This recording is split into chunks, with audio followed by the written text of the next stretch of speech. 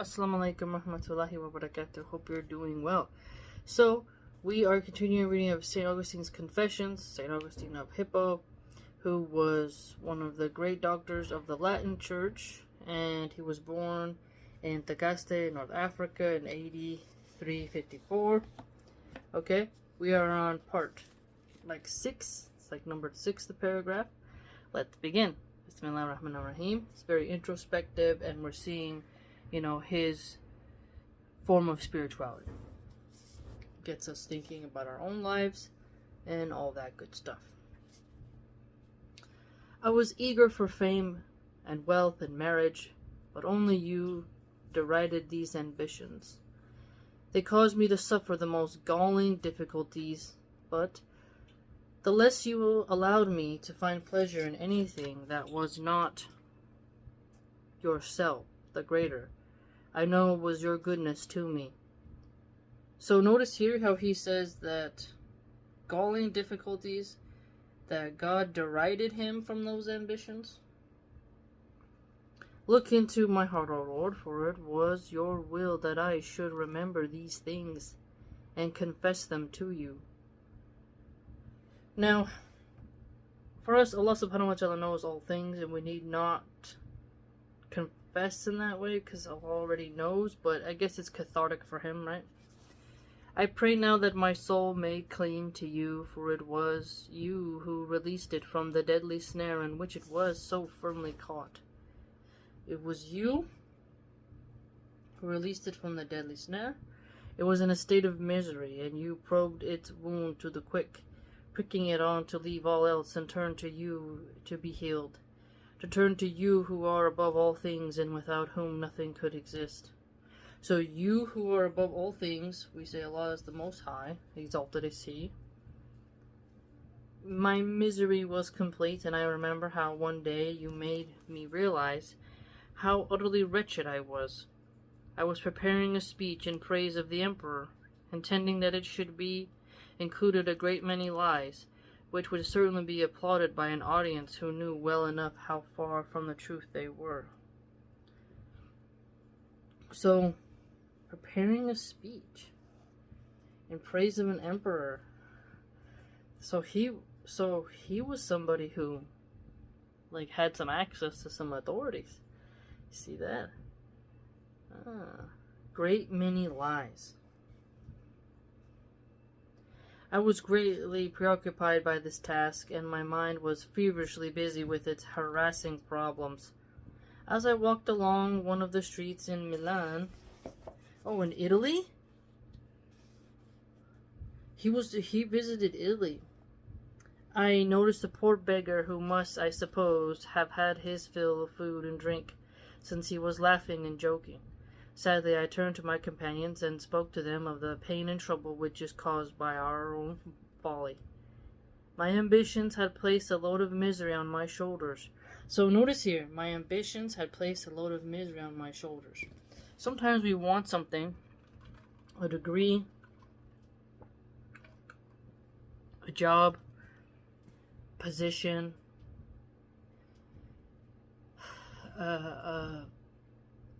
let's say a land, you want to have 50 acres of cornfield or something. You can want something that it's really going to cause you a lot of problems, isn't it? And it's not going to come cost-free. And the further I carried it, the heavier it became. That's a really good way of looking at it. It's almost hey, you want to go to university? The debt you're going to incur is going to be heavy. You sure you want to go for that particular thing and not go a different route? Hey, you may want to get this promotion, but there's going to be this dilemma, so are you sure you want it? But the only purpose of all the efforts we made was to reach the goal of peaceful happiness. This beggar had already reached it ahead of us. So a poor beggar who, he's able to laugh and be in a good mood, and he's poor, right? And then here's Augustine, who's man, I gotta write this speech. I'm not doing so good. Man, I'm feeling like heavy. This isn't fun anymore. Because he just said, people want to reach the goal of peaceful happiness. But he's pointing out to us that you may think this is going to make you happy, but in reality it ain't. This beggar had already reached it ahead of us, and perhaps we should never reach it at all. Minimalism is meant for some, and some people think that the more wealth they get, the more titles they get, the more LinkedIn bragging they do, that they'll be happier when, it may just call the hyenas to you. For by all my laborious contriving and intricate maneuvers, I was hoping to win the joy of worldly happiness, the very thing which this man had already secured, at the cost of a few pence which he had begged. Okay, so contentment is something that we read in Riyadh Salihin, Volume 1. And I really have enjoyed the Riyadh Salihin, Volume 1, because of how it enlightens us about how what we're guaranteed: water, bread, clothes, a roof. And if you think about how wealth is a test, both when you do have it and when you don't have it. And the hadith about earth is the infidel's Jannah and the believer's prison, right? So, and we're not allowed to be beggars, There's hadiths forbidding begging, perpetual begging. And so, when you see a beggar who's content and you're like, how can you be happy? How can you laugh? As showing you that there's a way of having gratitude for what you do have. And I've spoken a little bit about that when I've done my stay-at-home mom videos and such. Something to think about. Materialism in the modern age has been very apparent. But materialism also, as we see, existed back then. But not to the same degree as today, obviously. Of course, his was not true happiness, but the state of felicity. Okay, so true happiness versus the state of felicity, which I aimed to reach, was still more false. He, at any rate, was cheerful, while I was unhappy. He had no worries, but I was full of apprehension. And if anyone had asked me whether I would rather be happy or afraid, I should have replied that I prefer to be happy. But if I had then asked to choose between the life which that beggar led and my own, I should have chosen my own life, full of fears and worries though it was. This would have been an illogical choice, and how could I have pretended that it was the right one? For I ought not to have preferred myself to the beggar, simply because I was the more learned. Okay, so, more learned, since my learning was no source of happiness to me. Ooh. So, I read and learn. I did a live stream yesterday. Check it out on my Philosopher's Corner main channel. And how you can love reading and how reading makes me happy and learning makes me happy. He's pointing out here that, but on a vein where you can become well learned, but you may not be able to be happy with it. And so that's something to think about, So some people will push their children to become doctors and lawyers and such. You'll become well learned in medicine and law, but are you going to be happy doing that? It's something to think about.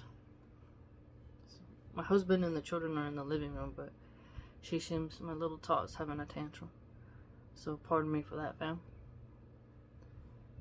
I think this is a very important line for people to remember, because notice how he was saying the poor beggar is all happy, but Augustine is comparing his ambitions, giving him a load of misery. It's a hard burden to bear on his shoulders. It becomes heavier, and he thought reaching for that learnedness was going to be a sense of peaceful happiness, but it seems to have feared him with apprehension. It's chucked him full of worries. I only made use of it to try to please others. And I only tried to please them, not to teach them. This was why you broke my bones with the rod of your discipline. So, to please others versus teaching versus pleasing. Source of happiness. Source of happiness. My soul then must be aware of those who say that what matters is the reason why a man is happy. They will say that it was drunkenness that made the beggar happy. That's what I was thinking, while my soul looked for happiness and honor. But what sort of honor did it hope to find? Not the kind which is to be found in you. O Lord, it was not true honor, any more than the beggar's joy was true joy, but it turned my head even more. That very night the beggar would sleep off his drunkenness, but mine had been with me night after night, as I slept, and was still with me.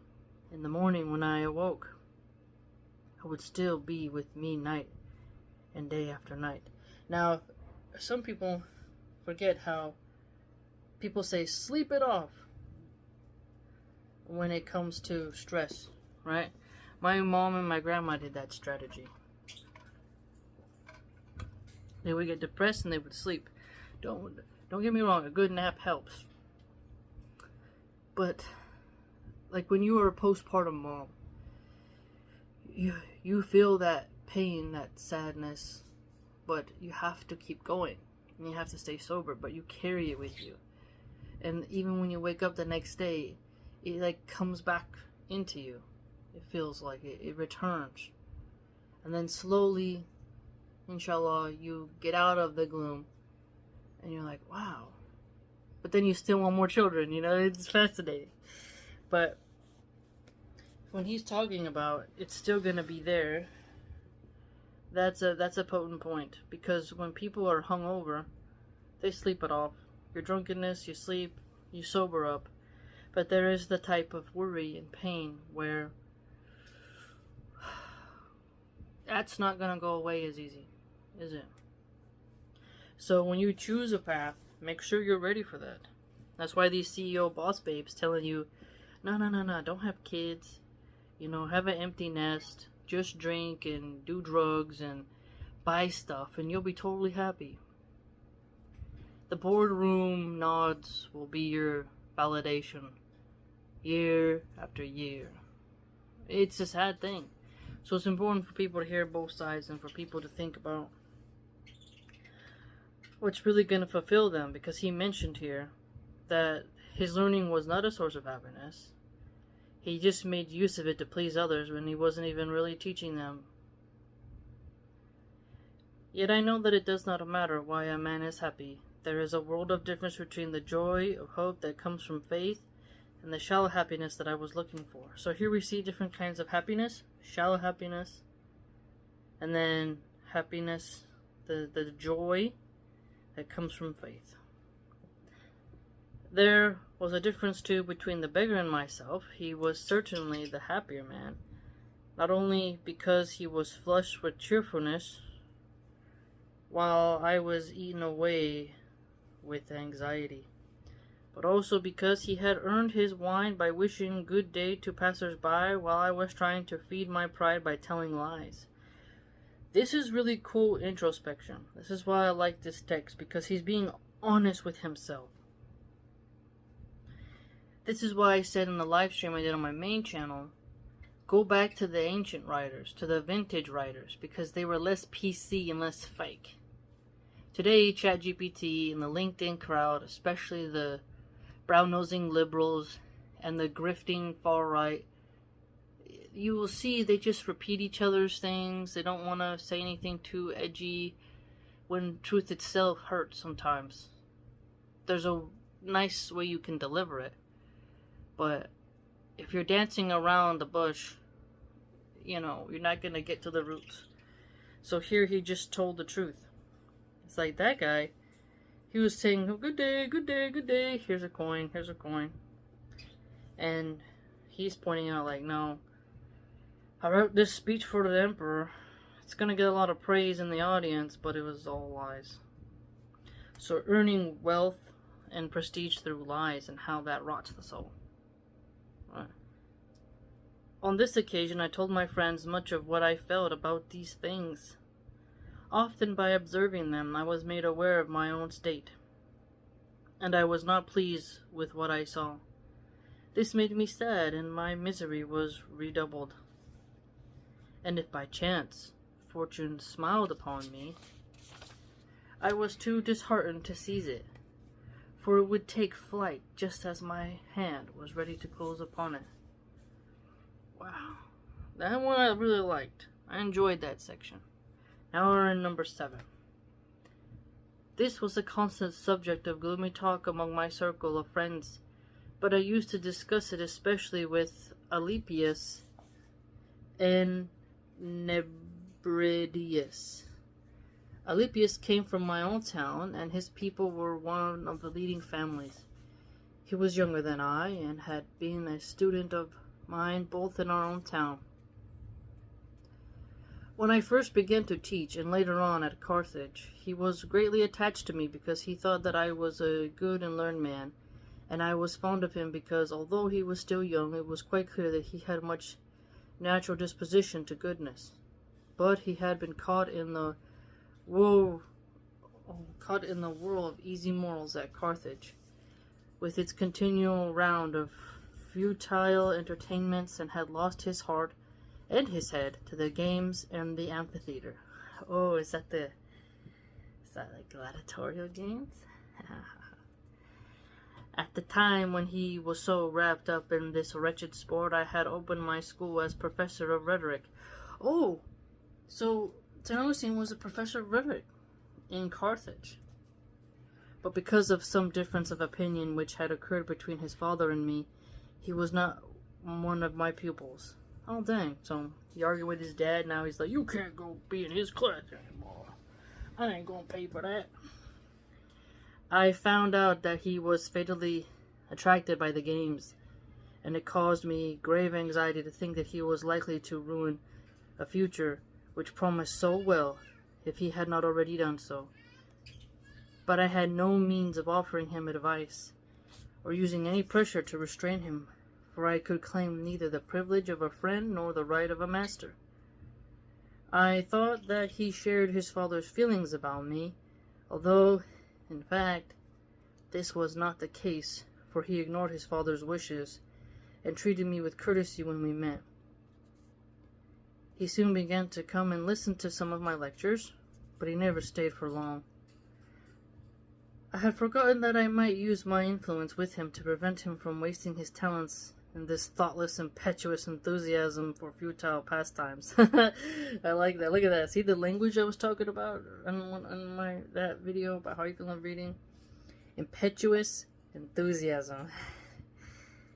Futile pastimes.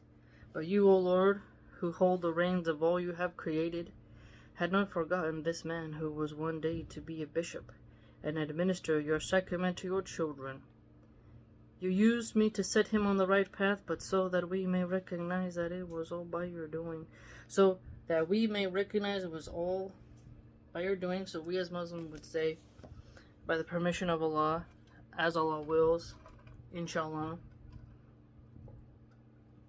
if Allah wills, by the permission of Allah. You used me without my knowledge. One day I sat in my usual place, with my pupils before me.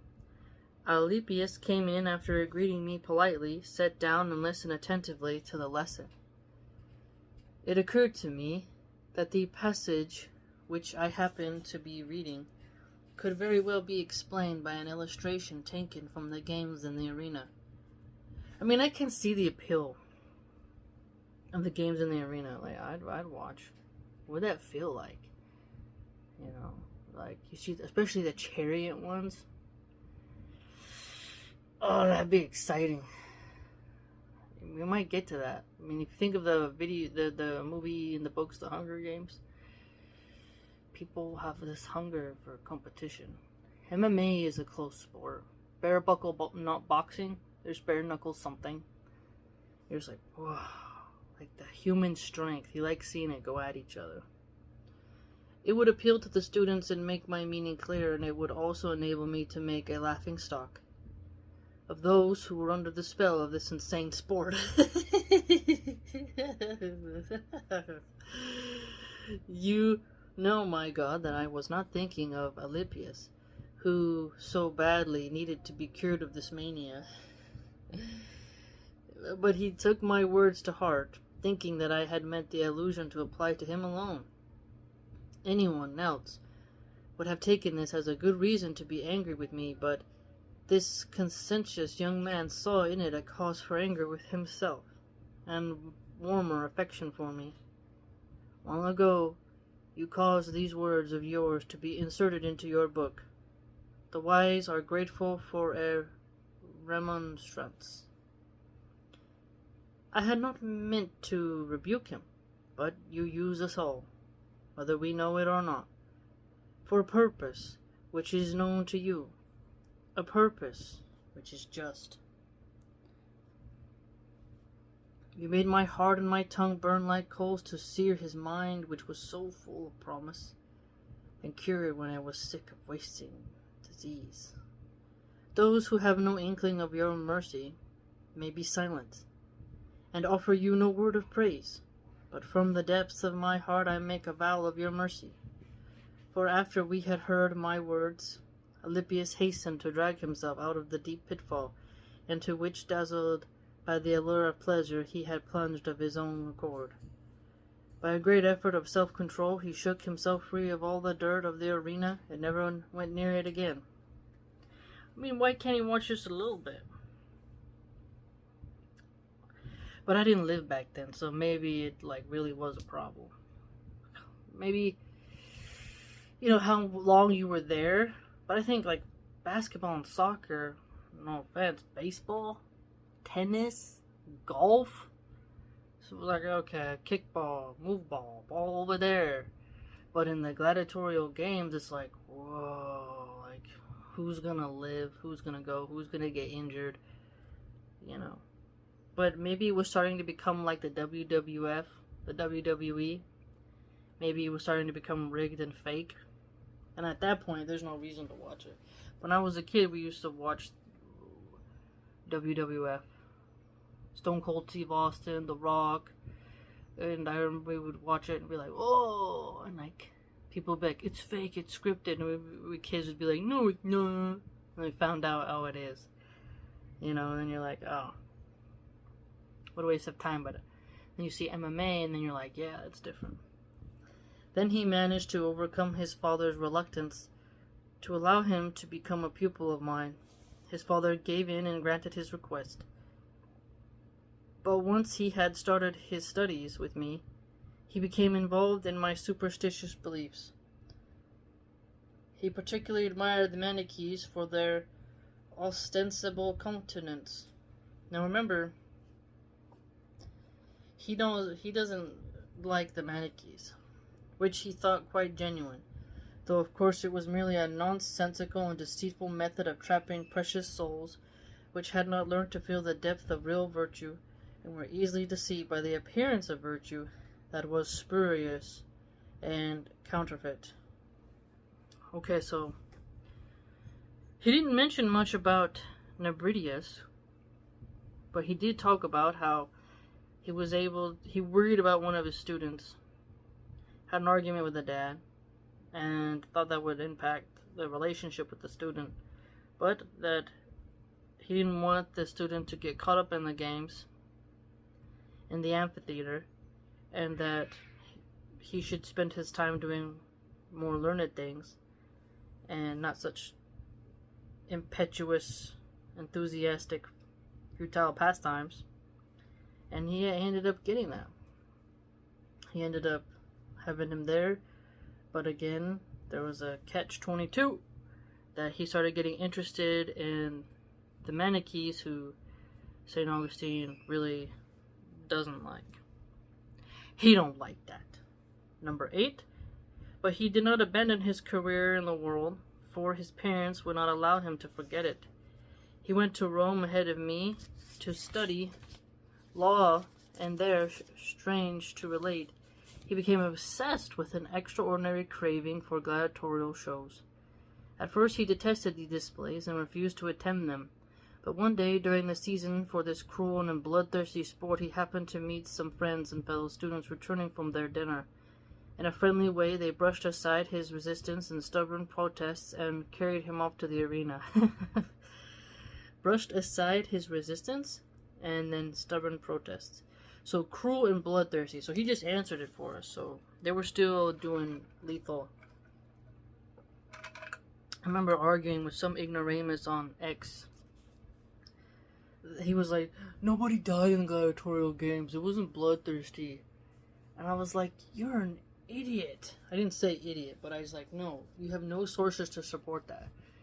He's like, why would the people who own the gladiators like want them to die? And I'm like, because they're gonna make coin.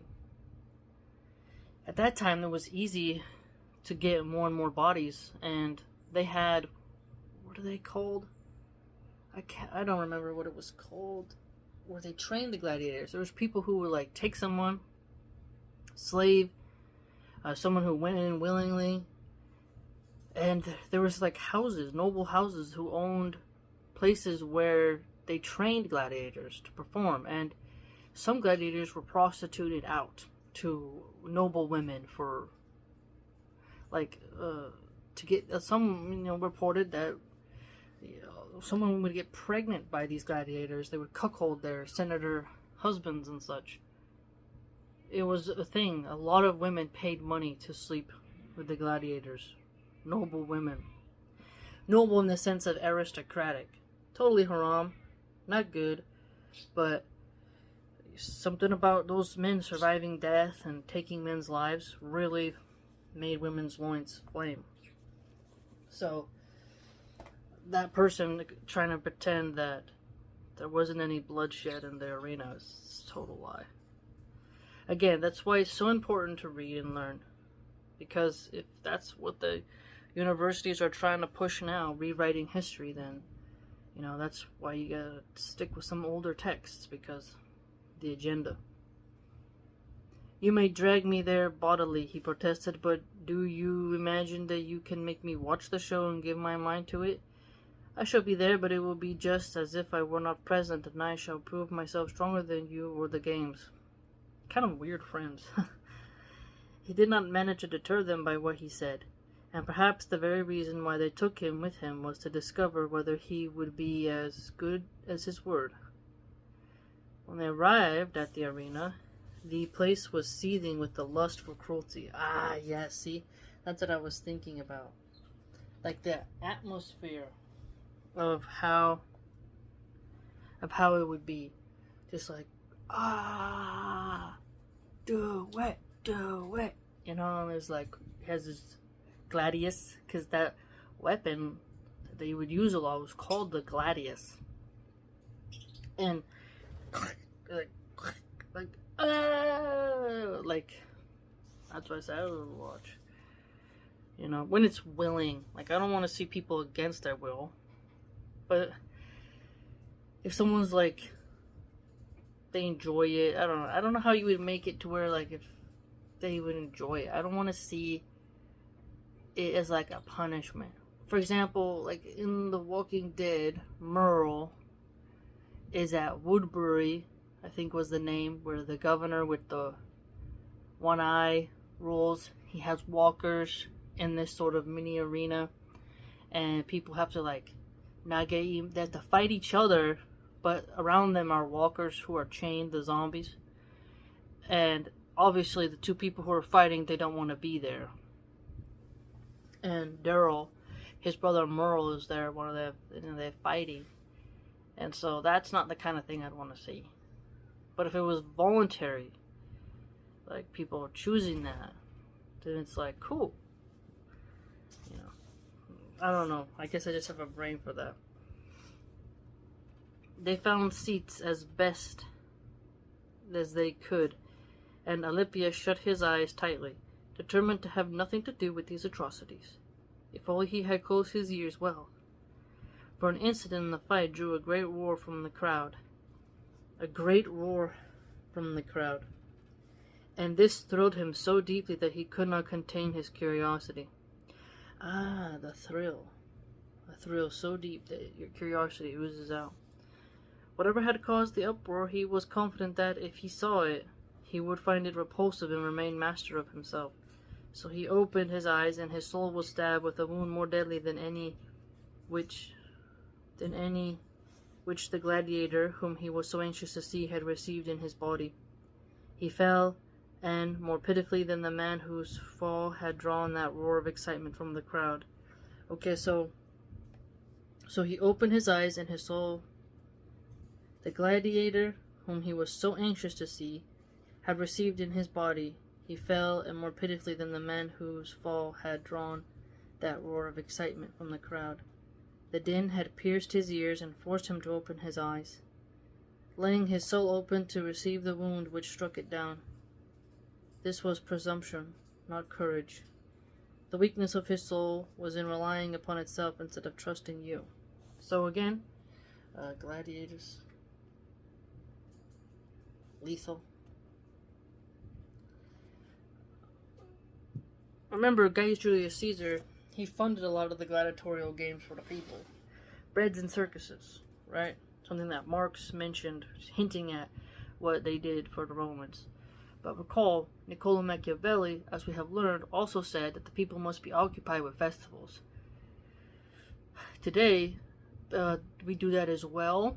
The Super Bowl was for a time that circus, but as it became more and more blatantly occultic and boring, people lost interest. I remember being a young kid, and my grandpa would set up chips and dip, and we'd watch the Super Bowl. Once Michael Jackson's sister Janet Jackson had that nipple slip, that's when I really was like, nah, my kids ain't. I don't remember how old my kid was, or if she was even born then. But I remember distinctly saying, like, that's it. Done with it. And then I would just watch the Super Bowl show highlights in order to critique it and explain its symbology. You know. When he saw the blood, it was as though he had drunk a deep draught of savage passion. Ooh. When he saw it, so savage passion. Savage passion. A deep draught, so like a guzzle, right?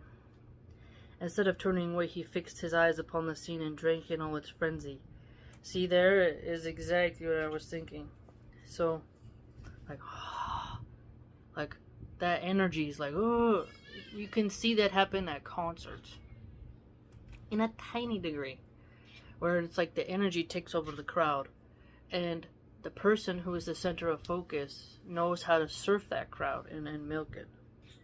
Unaware of what he was doing, he reveled in the wickedness of the fighting and was drunk with the fascination of bloodshed. He was no longer the man who had come to the arena, but simply one of the crowd which he had joined, a fit companion for the friends who had brought him. Need I say more? He watched and cheered and grew hot with excitement, and when he left the arena, he carried away with him a diseased mind which would leave him no peace until he came back again, no longer simply together with the friends who had first dragged him there, but at their head, leading the new sheep to the slaughter.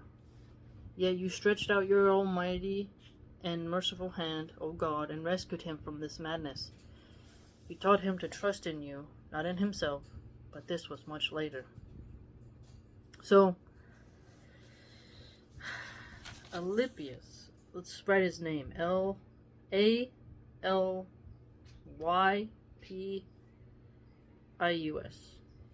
So, the description is accurate, you know. It really shows you that humans do have this capacity. Now, how does a civilization... Because if you pacify and make docile citizens too much, they won't have what's needed for war. They won't have the stomach to fight evil. because peace is only maintained through the threat of force and with force. When the lambs are sleeping in the field, there's a fence. If that coyote comes under or over that, the coyote gets boink, put down, right? And put on my wall. And make a scarf or a nice throw blanket. And the meat you can give to dogs or whatever, or cats. Or compost it.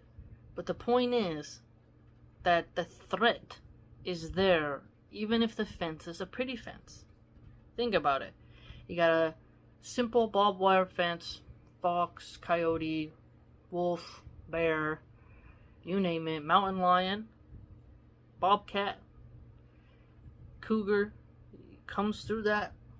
The little lambs are sleeping cozily, and, well, everything's still and beautiful. The birds are singing, the rooster's crowing, and all of a sudden, bang, that instant violence. Now, if you want to be a little vegan and skip over and say, shoo, shoo, shoo, shoo, go away, wolf, and the wolf's like, now you're on the menu, and they maul you to death, that's your fault, right? But the capacity, you have to have this sort of equilibrium. That's why, as Muslims, we're not supposed to transgress. You have to really think about how do you maintain the parameters. What are the boundaries? What is permissible, what's not, right? Something very interesting. Because when you govern people, they have to be occupied or they start plucking wings off of flies. Boredom can often cause cruelty. People forget that. It's really, really quite strange. Number 9. Nevertheless, all this was stored away in his memory so that later on he might turn the lesson to good account. And there was another event in his life too, which you, my God, must surely allow to happen, only because you knew that he was so to be a great man in later life, and you wanted him to start in good time to learn that. In judging cases, one man must not too easily condemn another through being over-credulous. Okay, so over-credulous, don't easily condemn, like, oh. So when you judge, you measure, this, that, take your time, just like, oh, stamp, you're off to the, you're done. Unless the evidence is overwhelming, right?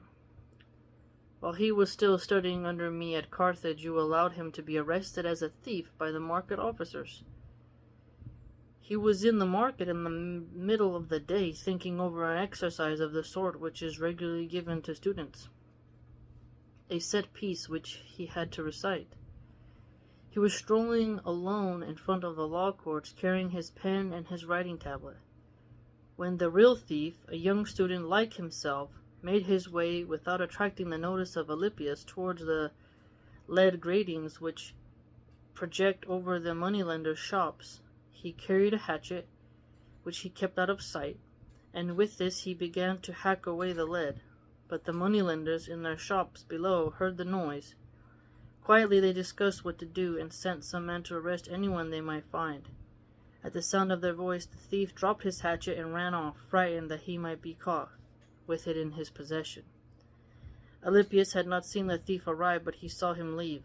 He noticed that he was in a hurry to get away, and went into the building to discover the reason for this haste. He found the hatchet, and while he stood wondering how it came to be there, the men who had been sent to find the intruder arrived to find Alypius alone, and in his hand the tool which had caused the noise that had alarmed them, and brought them to the spot. They seized him and dragged him away, proudly telling the crowd of shopkeepers who had by now assembled that they caught him in the act. Curiosity killed the cat. Wrong place, wrong time. Then they took him off to hand him over to the magistrates. In California, they just let you go. Look at Cash Jordan. He talks about how Targets get looted, Please don't do much. Still under $1,000, under 900, and you're fine. Police ain't gonna do nothing. Back then, look at that. Can show you how liberal secular atheists ruin society with their soft laws. But this was the end of his lesson. You, O Lord, were the only witness of his innocence, and at once you stood by his side to defend him. For as they were leading him away to be tortured or imprisoned, they met the architect in charge of public buildings. Alypius's captors were particularly glad to meet this official, because he had often suspected them of stealing goods missing from the market, and now at last he would realize who was guilty of these crimes. But the architect had often seen Alypius at the house of one of the senators, whom he frequently visited. He recognized him at once, taking him by the arm, led him aside to ask how he came to be in such trouble. When he heard what had happened, he turned to the excited onlookers, who were noisily threatening Alypius, and told them all to follow him. They passed by the house of the youth who had committed the crime. At the door they found a slave boy, quite able to tell all he knew, but too young to fear any consequences for his master. He had in fact been with his master in the market. So there's a slave boy. So it wasn't just in America where slaves existed.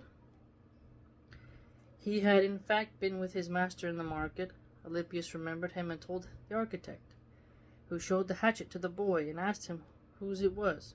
Without hesitation, the boy answered, "Ours," and went on to tell the whole story in answer to the architect's questions. I hope the little boy was saved. Hope he didn't get hurt for telling the truth. By this means the guilt was laid where it belonged, much to the confusion of the crowd, which had begun too soon to be jubilant over the arrest of Alypius, the mob. And Alypius, who was destined later to preach your word and judge many cases in your church, went home all the wiser for this experience. So, that's cool. It's a really cool story. So he's just minding his own business, and do you see what he said here? He was doing an assignment. So, a set piece which he had to recite. So, the students are going through the market. They have an assignment to do. He's strolling alone with his pen and his tablet, mind his own business. A thief tries to hack away at the lead. And the moneylenders and their shops below hearing a noise, and they're like, "Hey, what's that?" And there's just a common petty thief who's like, drops the evidence and bustles off. And eventually it gets found out, but because of this kid slave boy who he doesn't have that type of deceit in him, he's like so innocent and precious, is able to get Alypius off the hook.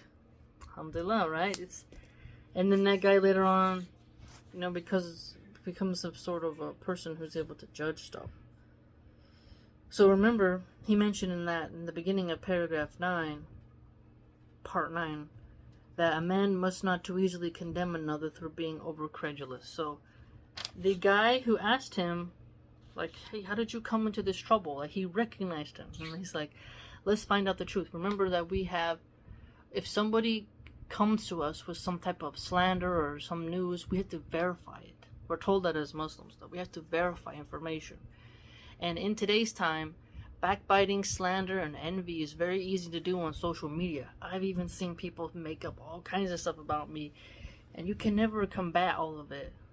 And some of it, you're just like, that person has a malicious heart, or they're just bored, or they have some anger problems. But if people believe it, that's their fault. But you gotta try to verify things as best you can.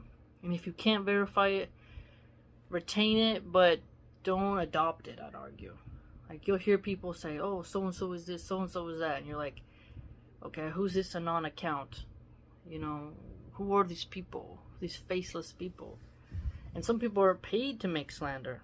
So, because once you kill a person's character and decimate their character, their reputation, with falsehoods and rumors, it can really cause a lot of damage and ruin things. And some people, they don't have caution. They may hate you already, and they hear slander, they drink it up real quick. So you got to be careful. So this is a cool story where we get to see an example of being patient. My favorite part, was describing the gladiatorial games. I mean, that's a pretty cool thing. You can see how when you care about a student, that student-teacher relationship, when it's decent and moral and good. And remember, he had opened, St. Augustine had opened a school for rhetoric in Carthage. He's talked about Alypius, but he hasn't mentioned Nebridius yet, so they're probably coming later. And very, very interesting section. Very interesting. I really enjoyed his... You can see what's cool is that he teaches rhetoric, and the way in which he's writing, he's using such distinct language that is perfectly encapsulating the emotion and the visions we get when we read it. So you can definitely see how someone like him is really good at communicating ideas and making you connected as a reader. Again, if you were just to dismiss people like, oh, they're a Christian, I can't read their work. But if you read it and you see the writing style, not only will you level up in English, but you also will learn how to write better yourself, inshallah. Right?